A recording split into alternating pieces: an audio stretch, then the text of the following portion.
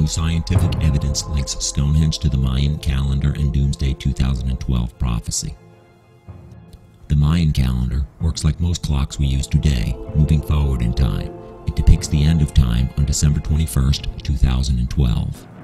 Stonehenge is also a timer, but unlike the Mayan calendar, it works in the opposite direction, like an egg timer. You will soon see how these two timepieces built on opposite sides of the planet coincide and terminate at an exact point in time, depicting the end.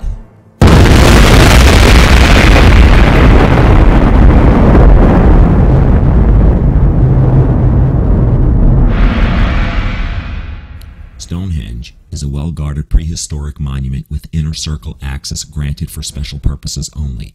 Visitors are no longer permitted to touch the stones, but are able to walk around the monument from several feet away. Myself and a group of 25 scientists were given special entrance privileges by the English Heritage to examine and test the surfaces of some of the stones using a new technique of laser scanning which produces high-resolution images.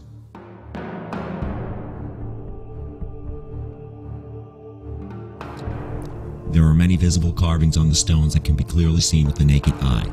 Even embedded bullets from World War I riddle the exterior of some of the stones. Some of these carvings were made as recent as the late 1800s, and one in particular denotes the name of one of the founders of the Freemasons. Carvings of so-called axe heads and daggers are a common sight on the stones and date as far back as 2000 BC.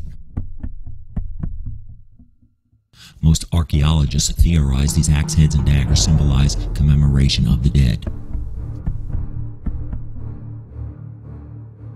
The carvings that I have focused my study on during this visit to Stonehenge date back to 3100 BC, and most of them are barely visible to the naked eye.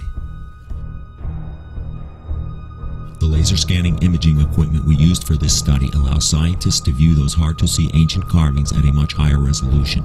These higher resolution images give us the tools we need to decipher and better understand the meaning of these ancient symbols. The best results were obtained from the base of the heel stones and trilithons.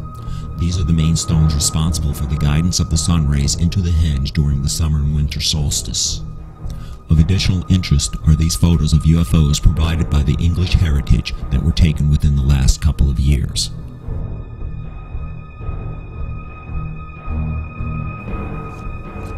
As this video circles the stones, several of the larger carvings and symbols will be highlighted with a red circle. These are not the laser findings. These are just an example of a few of the larger symbols that were carved into the stones over thousands of years.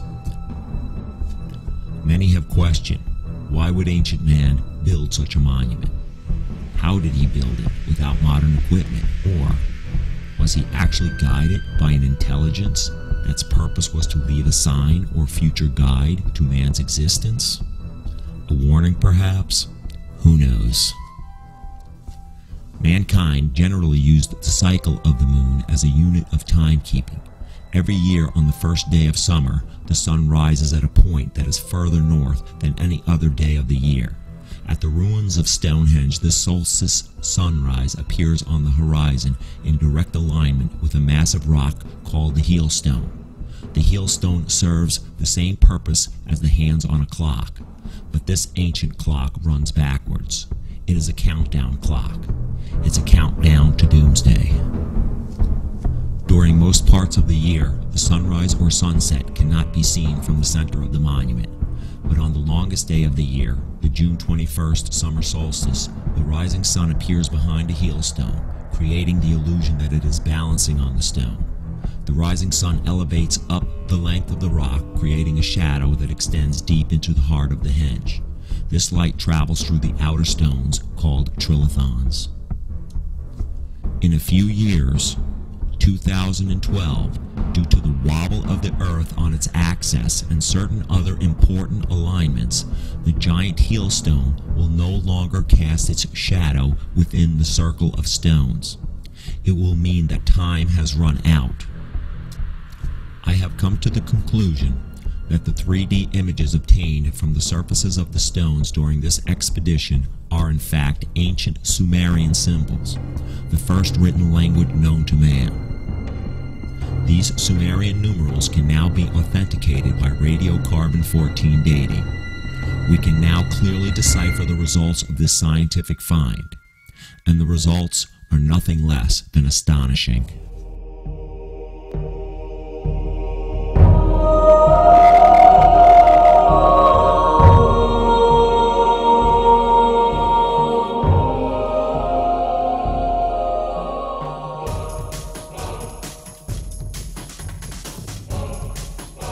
Presented here are the symbols found at the base of the heel and trilithon stones, as rendered by the 3D imaging process used to enhance the aged and worn-out carvings. What you are looking at is a variation of the very first Sumerian numerals used by the human race. These Sumerian-based symbols represent the numbers 33 and 32 in that order. This may not seem at first to be a breakthrough finding to the average person, but as an archaeologist familiar with the ancient numeral system,